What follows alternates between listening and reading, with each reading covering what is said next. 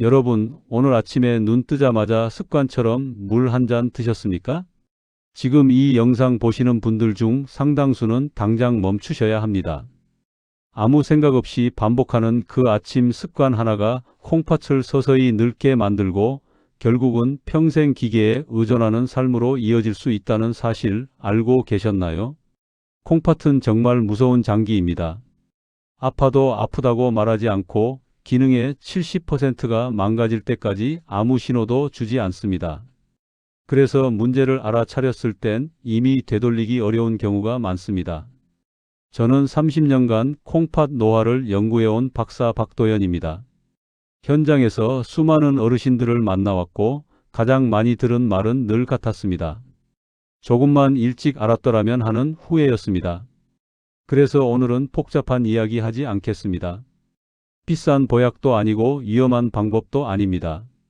여러분 부엌 찬장에 있는 꿀 한 숟가락을 어떻게 먹느냐에 따라 콩팥이 받는 부담이 달라질 수 있다는 이야기입니다. 요즘 소변에 거품이 오래 남거나 아침에 눈이나 발목이 붓고 밤에 화장실 때문에 자주 깨십니까? 그게 단순히 나이 탓이 아닐 수도 있습니다. 이 영상 끝까지 보시면 왜 그런지 이해하실 겁니다. 뒤에 나올 실천법을 놓치시면 지금까지의 노력이 의미 없어질 수 있어요. 요즘 비슷한 증상 있으신 분들 댓글로 한 줄 남겨주세요. 얼마 전 제게 상담을 받으셨던 지인의 이야기입니다. 68세 김성호님은 은퇴 후 특별한 병 없이 지내고 계셨지만 밤마다 4~5번씩 화장실에 가느라 잠을 제대로 자지 못했습니다. 아침에 일어나면 몸이 퉁퉁 붓고 하루 종일 기운이 없으니 외출도 줄어들었습니다. 본인은 그냥 나이 들어서 그렇다고 생각하셨습니다. 하지만 이 이야기를 끝까지 들어야 전체 흐름을 알 수 있습니다.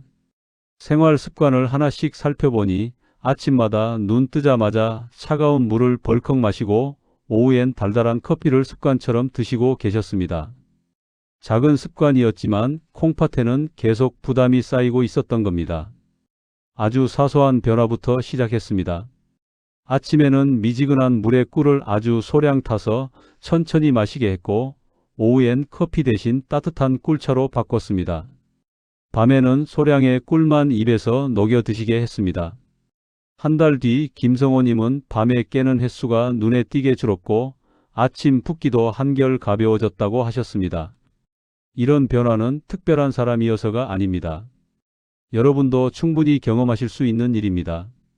오늘 이 영상에서 말씀드릴 내용은 여러분의 콩팥 관리 방식을 완전히 바꿀 수 있는 중요한 지혜입니다. 이 이야기를 끝까지 듣고 실천하셔야만 진정한 변화를 경험할 수 있습니다. 혹시 아직 구독과 좋아요를 누르지 않으셨다면 지금 바로 눌러주세요. 이 채널은 여러분의 건강한 노년을 응원합니다. 이런 중요한 정보를 더 많은 분들이 알 수 있도록 구독과 좋아요로 응원해 주세요.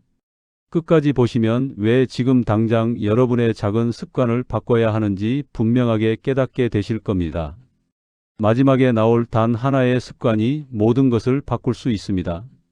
여러분의 식습관을 바꾸는 작은 실천만으로도 충분히 일어날 수 있는 일이죠. 그래서 이제는 우리 일상에서 콩팥을 늙게 만드는 요소들을 하나씩 짚어보겠습니다. 가장 먼저 짚고 넘어가야 할 게 있습니다. 아침 공복에 갑작스럽게 차가운 물을 마시는 습관입니다. 잠자는 동안 우리 몸은 수분이 줄어들고 혈액이 끈적해집니다. 이때 갑자기 차가운 자극이 들어오면 콩팥으로 가는 혈류가 순간적으로 위축되는 거예요. 혈관이 갑자기 수축하면서 콩팥에 필요한 산소와 영양 공급이 원활하지 못하게 됩니다. 국내 노년기 생리 리듬 연구에서도 급격한 온도 자극이 신장 혈류 조절에 부담을 줄 수 있다는 게 보고되었습니다.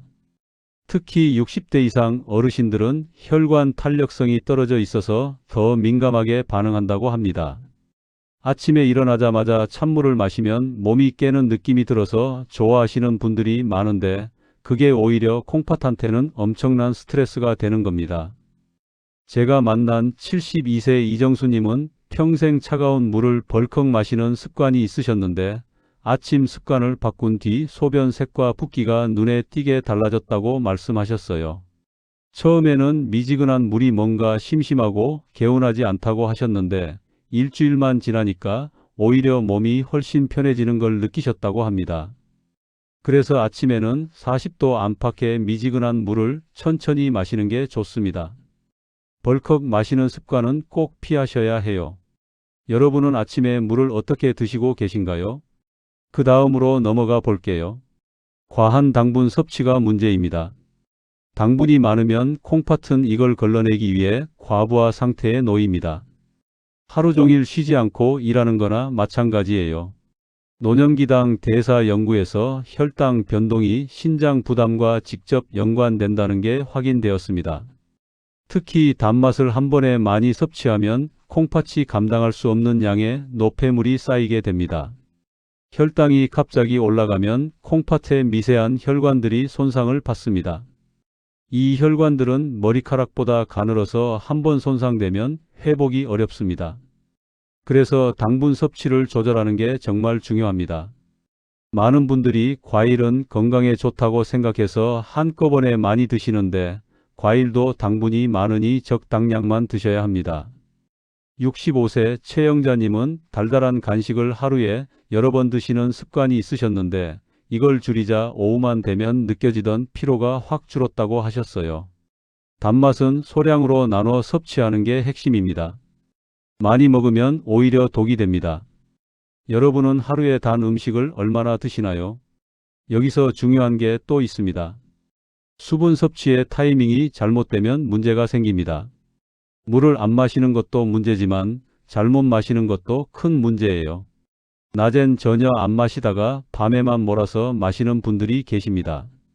수분 섭취 리듬과 신장력과 기능의 상관관계를 연구한 자료에서도 이런 패턴이 콩팥 부담을 키운다고 나와 있습니다. 콩팥은 24시간 내내 일하는 장기지만 밤에는 좀 쉬어야 합니다.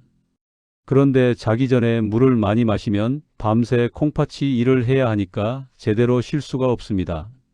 낮 동안 충분히 수분을 섭취하면 밤에 갈증이 나지 않습니다. 입이 마를 때만 물을 마시는 게 아니라 규칙적으로 조금씩 마시는 습관이 중요합니다. 70세 박성민님은 낮엔 물을 거의 안 드시다가 밤에 갈증이 나면 한꺼번에 마시는 습관이 있으셨어요. 그러니 밤새 화장실을 서너 번씩 가셔야 했죠. 밤 늦은 수분을 줄이자 야간 불편이 확실히 줄었다고 하셨습니다. 낮에 조금씩 나눠 마시고 밤엔 최소화하는 게 좋습니다. 한 번에 몰아서 마시면 콩팥이 감당하기 어렵습니다. 밤에 물 때문에 잠에서 자주 깨시나요? 이제 짠 음식 이야기를 해볼게요. 짠맛에 익숙해지면 감각이 무뎌집니다. 나이가 들수록 미각이 둔해지니까 더 짜게 먹게 되는 거죠. 소금이 많으면 콩팥은 이걸 배출하기 위해 계속 일해야 합니다. 한국 성인 만성질환 연구에서 염분 과다 섭취가 신장 기능 저하와 직접 연관된다는 결과가 나왔습니다. 소금이 많이 들어간 음식을 먹으면 혈압이 올라갑니다. 혈압이 올라가면 콩팥의 미세혈관에 압력이 가해져서 서서히 손상됩니다. 이게 반복되면 콩팥 기능이 떨어지는 거예요. 김치, 젓갈, 장아찌 같은 밑반찬도 생각보다 소금이 많이 들어 있습니다. 맛있다고 많이 드시면 안 됩니다. 특히 국물 요리를 좋아하시는 분들이 위험합니다. 국물에는 생각보다 소금이 많이 들어 있거든요. 67세 김동일님은 매 끼니마다 국물을 한 그릇씩 드셨는데 국물 양을 절반으로 줄이고 반찬도 싱겁게 드시기 시작하자 붓기가 눈에 띄게 줄었다고 하셨어요. 국물은 적당히, 반찬은 싱겁게 드시는 게 좋습니다. 한번 짜게 먹는 습관이 들면 고치기 어렵습니다. 평소에 국물을 얼마나 자주 드시나요?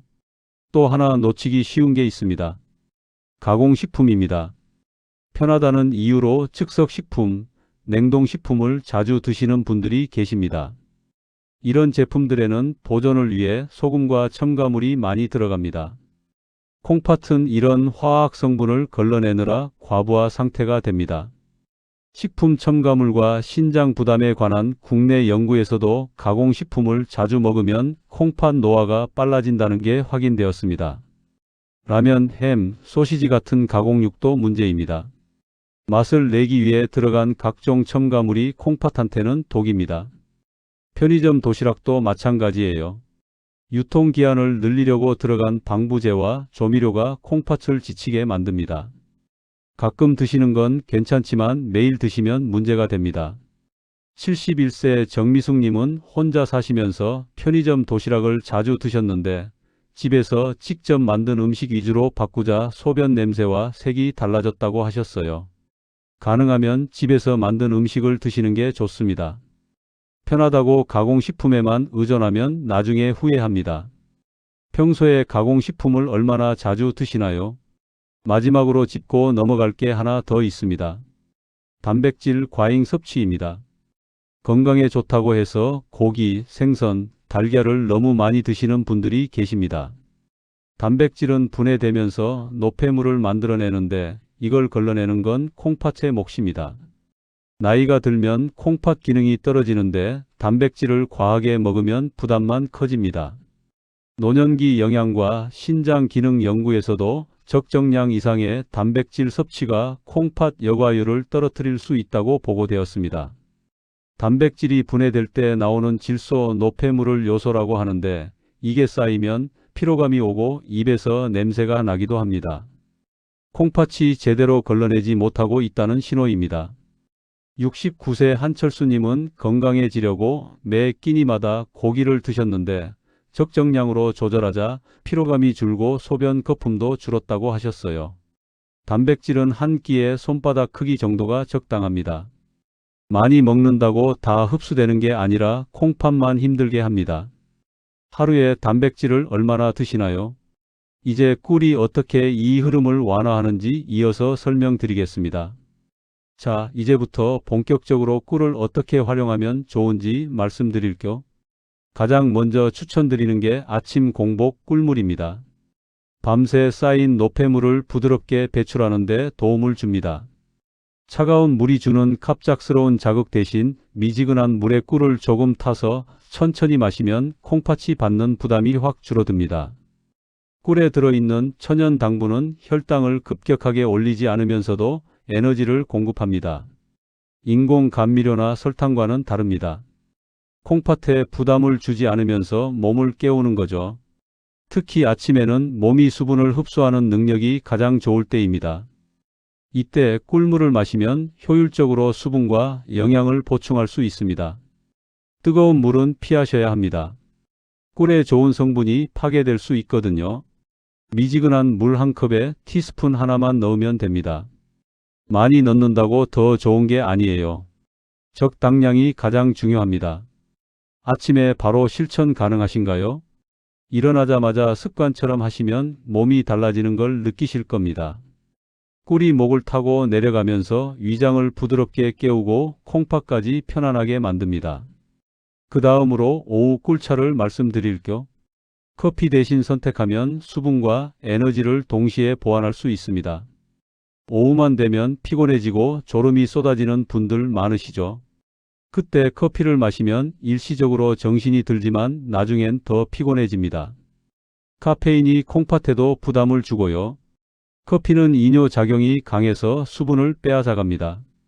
오후에 커피를 마시면 오히려 탈수가 올 수 있어요. 그러면 콩팥은 더 힘들어집니다. 반면 꿀차는 수분을 공급하면서 자연스러운 당분으로 에너지를 보충합니다. 카페인 없이도 오후 시간을 활기차게 보낼 수 있습니다. 너무 진하게 만들지 않는 게 중요합니다. 은은한 단맛 정도로 조절하시면 됩니다. 따뜻한 물에 꿀을 아주 소량만 타서 천천히 마시면 오후 시간을 훨씬 가볍게 보내실 수 있습니다. 오후에 어떤 음료를 드시나요? 커피 대신 꿀차로 바꿔보시면 몸이 한결 편해지는 걸 느끼실 거예요.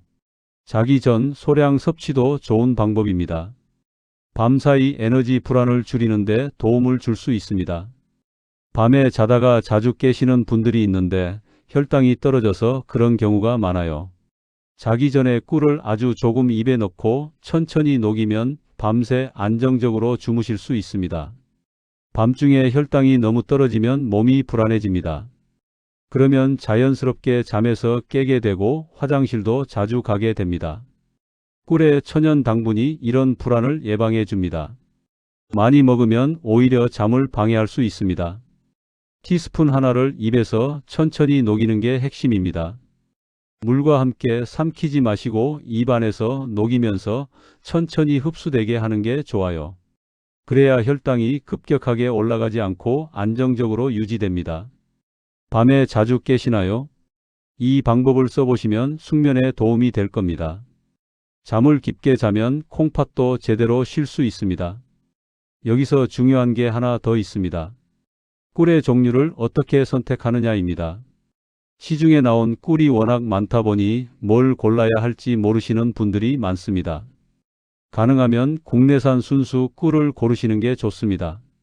설탕이나 물엿이 섞인 제품은 피하셔야 합니다. 성분표를 꼭 확인하시고 꿀 100%인지 체크하세요. 아카시아 꿀, 밤꿀, 야생화 꿀 등 종류가 다양한데 어떤 걸 고르셔도 괜찮습니다. 다만 색깔이 진하고 향이 은은한 게 좋은 꿀입니다. 너무 투명하거나 향이 전혀 없으면 가공된 제품일 가능성이 큽니다. 믿을 수 있는 곳에서 구입하시는 게 중요합니다. 평소에 어떤 꿀을 드시나요? 성분 확인하시고 선택하시는 게 좋습니다. 그리고 보관 방법도 신경 쓰셔야 합니다. 꿀은 습기와 햇빛을 싫어합니다. 직사광선이 닿지 않는 서늘한 곳에 보관하시고 뚜껑을 꼭 닫아두세요. 냉장고에 넣으면 굳을 수 있으니 실온 보관이 좋습니다. 사용할 때는 깨끗한 숟가락으로 떠서 쓰시고 물기가 들어가지 않게 주의하세요. 한번 물기가 들어가면 변질될 수 있습니다. 제대로 보관하면 오래 두고 드실 수 있습니다. 평소에 꿀을 어떻게 보관하시나요? 올바른 보관이 좋은 효과를 지속시킵니다. 마지막으로 주의할 점을 말씀드릴 거. 꿀이 아무리 좋아도 과하면 독이 됩니다. 하루에 티스푼 서너 개 정도가 적당합니다. 더 많이 먹는다고 효과가 배가 되는 게 아니에요. 오히려 혈당 관리에 문제가 생길 수 있습니다. 당뇨가 있으신 분들은 특히 조심하셔야 합니다. 꿀도 당분이기 때문에 혈당을 올립니다. 꼭 전문가와 상담 후에 드세요. 당뇨약을 드시는 분들은 더욱 신중해야 합니다. 약과 꿀의 상호작용도 생각해야 하거든요. 알레르기가 있으신 분들도 주의가 필요합니다. 처음 드실 때는 아주 소량부터 시작해서 몸에 이상이 없는지 확인하세요. 꿀 알레르기는 드물지만 꽃가루 알레르기가 있는 분들은 반응이 나올 수 있습니다. 어린아이나 면역력이 약한 분들도 신중하게 접근하시는 게 좋습니다. 내 몸 상태를 먼저 체크하시고 드시는 게 안전합니다. 무엇이든 과하면 해롭다는 걸 기억하세요. 적당량을 꾸준히 드시는 게 가장 좋은 방법입니다. 이제 마지막으로 꼭 기억하셔야 할 정리를 해드리겠습니다.